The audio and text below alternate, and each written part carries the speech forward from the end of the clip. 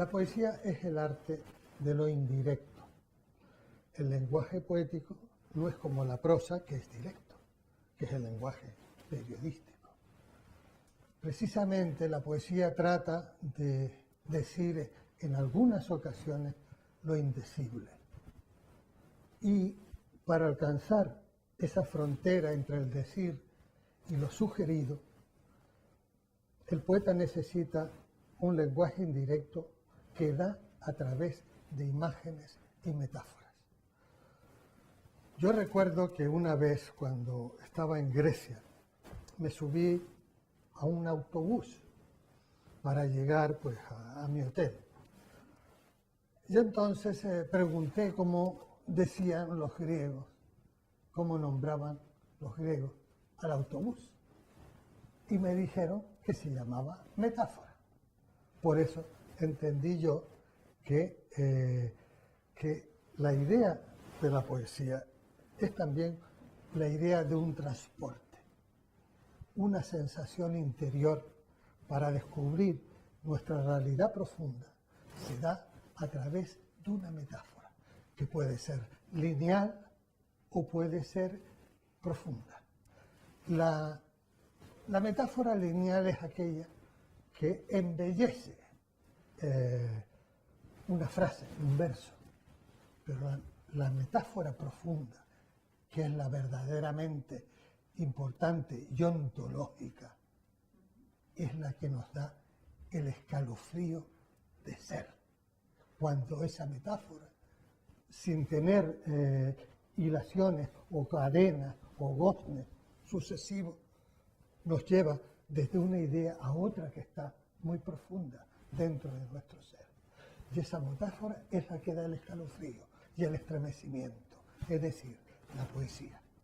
Porque la poesía es un resplandor que canta. Yo pienso que un poeta tiene que tener una lucidez profunda con el lenguaje. Es decir, esas sensaciones que nosotros recibimos a través de las emociones de nuestra propia existencia, nos da un código expresivo que es el que utiliza el poeta. Naturalmente, para tener la posesión de ese código hay que tener un don, un talento especial.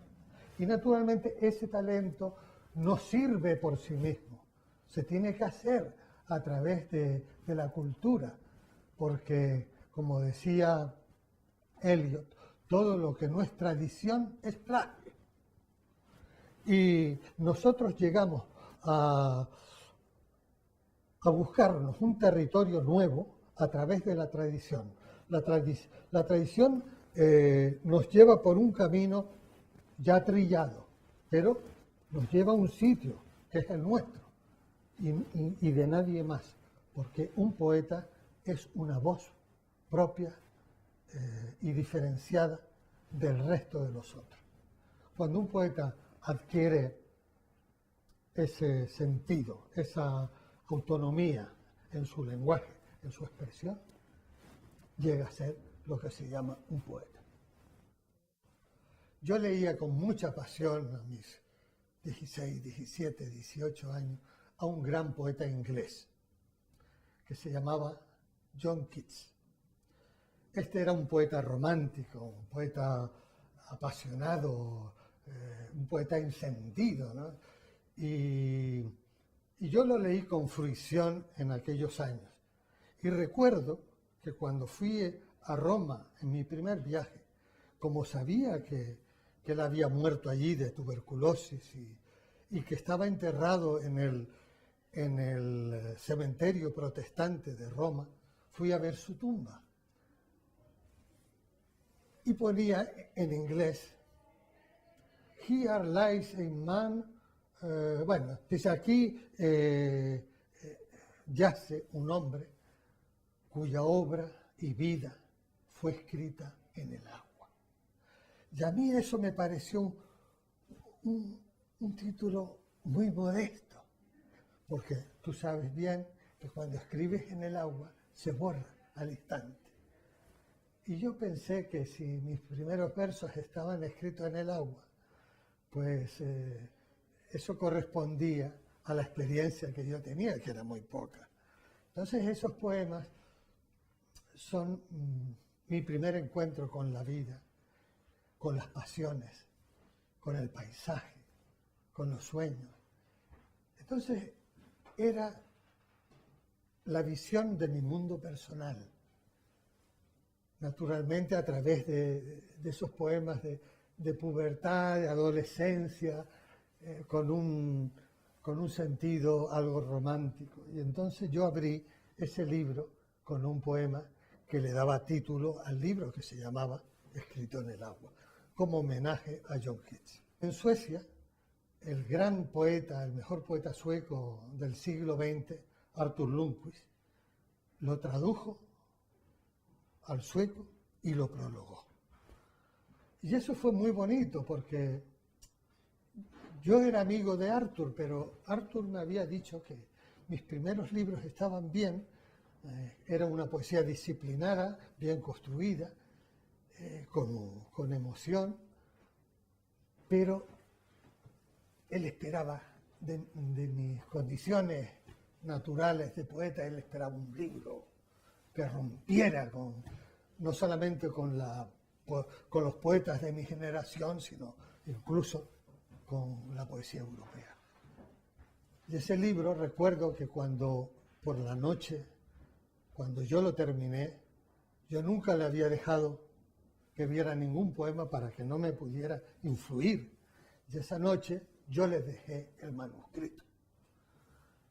Y lo celebramos con una cena con él y su mujer María Vine, que era una poetisa danesa, dano-sueca, porque escribía en sueco, y era la mejor poetisa de la generación del 40.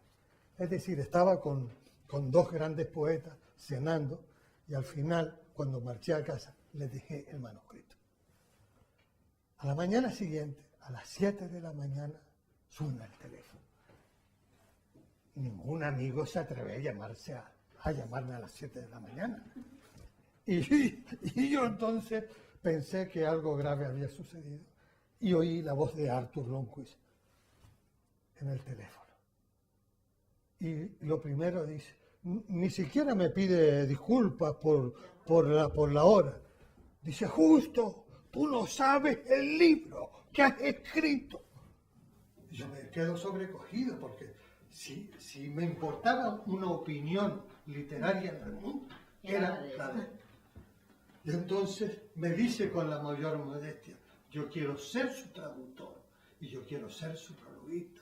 Por favor, me lo deja. Yo digo, Artur, mira, ni que me tocara el gordo de la lotería, la alegría sería mayor que el que tú hicieras. Naturalmente, yo pienso que ayudó mucho a que, como un presidente del Comité Nobel publica a un poeta de 30 años, lo traduce como si fuera... Claro, eso despertó una gran curiosidad y esa curiosidad llevó a que el libro fuera contemplado por muchos ojos. La poesía femenina española, tengo que decirlo con tristeza, no ha estado a la altura de la poesía española. Por ejemplo, la poetisa más importante de la generación del 27 fue Carmen Conde. ¿Sí? Carmen Conde era una poetisa entusiasta, pero limitada.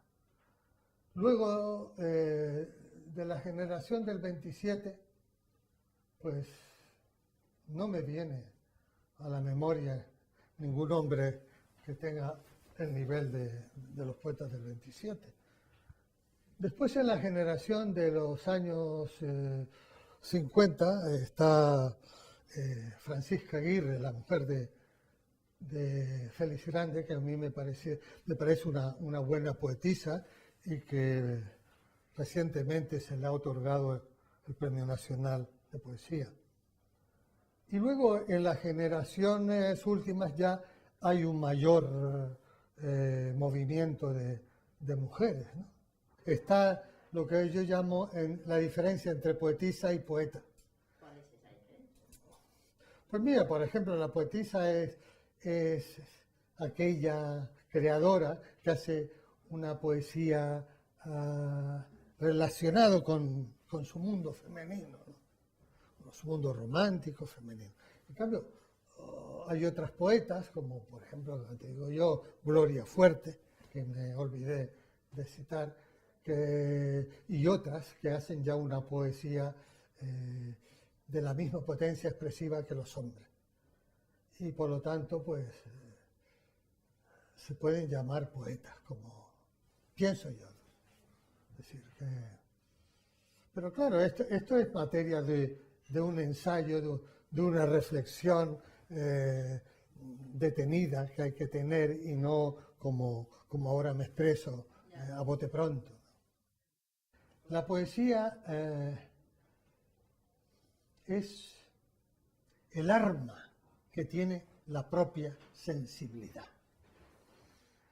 Cuando esta época terrible que estamos viviendo deshumaniza al hombre, necesitamos el soplo fresco, el soplo cristalino de la poesía que se apodera de nuestra alma y rescata lo mejor de nosotros, como es la generosidad, como es el prójimo.